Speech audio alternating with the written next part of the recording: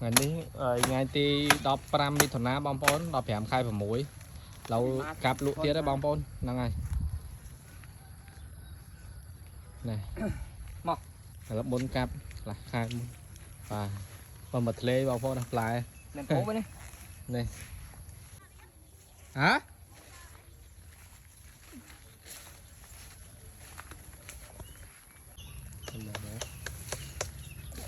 mỏ mà năng hả tay là mỏ mà nạp bòn cái á nắng ai bon cái bật ba đấy giờ mình hai đâu nắng là hai tao mở sân đi nắng cái dân ca xa là một nó mỏ mà nắng đấy á nắng này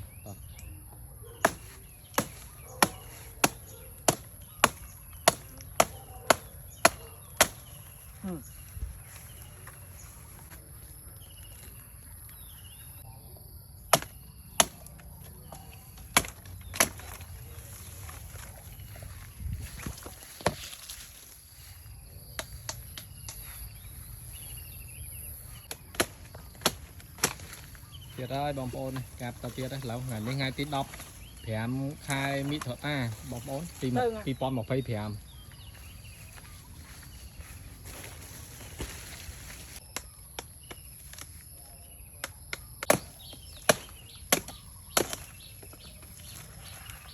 mà một lên anh phải ọt xa gì tàu kha ra đi bốn là mua món ai cua đăng à tơn không đấy năng này ai chưa ai cua mới là món viên lư sâu mơ mà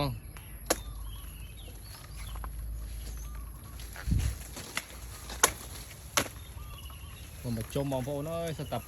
gì đúng phai tơn không nè không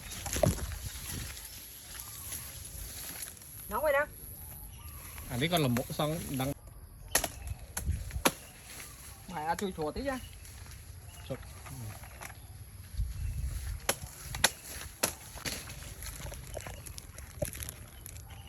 đó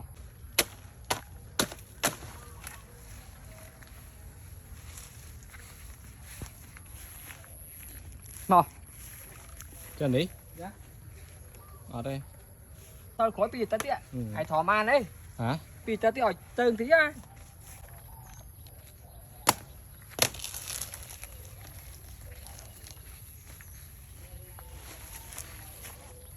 đây đâu mà bom ơi không phải mà mình xem play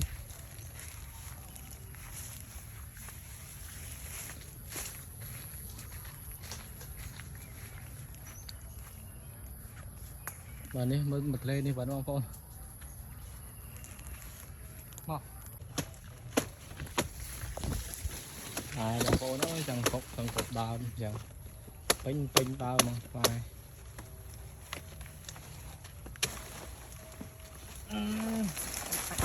anh chị đài quá lo đài yeah. Em một đài má đây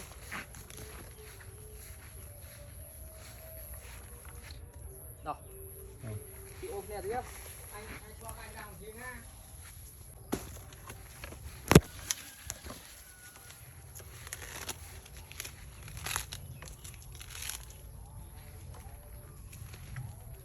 tiếp giống ở vạ cáp là cua rồi pe đang bay mặt lang buôn mặt lang ngày thân đà nắm đặt năng này là đại đào nắng chào à thân đà mua không chỉ đá miên rồi tình đại cái thơ chứ chỉ đá thua hay nè rồi á đá mày đâu tao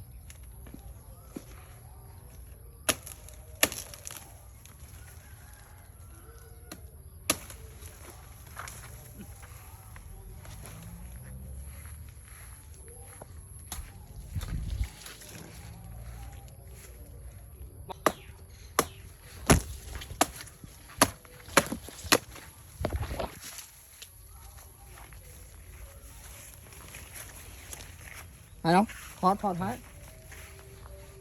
đồ ngoài thân bom pon này trôi ca khối bó đó là đập binh bực ba đấy à hay đâu tao biết ca khối bom pon anh cắp ơi chuột đó nè đó anh chơi hay đâu tao cắm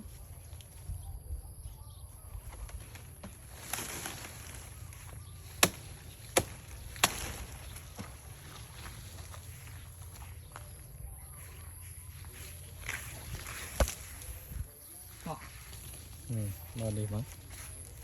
Bỏ đi, anh ăn sớ ơi. Bỏ đi. Kìa, bố đi.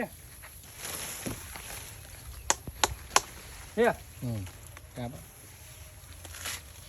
Bỏ anh toàn lá bay mày đó đồ ngoài đây. nghe bóng phôn play nó đây bóng phôn nó mình chỉ am bị đây Chạy đi. được chạy Hoang. bóng phôn mà này Chạy vào đi. ôi bóng phôn ơi mơ mà play đi bóng phôn này thó nó xong đi chui thó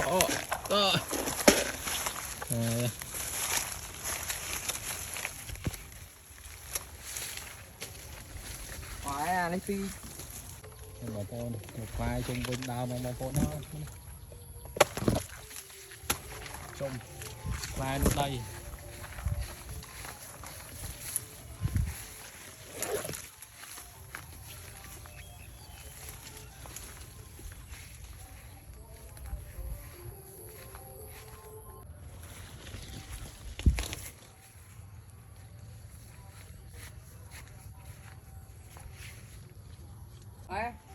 bóng phôn này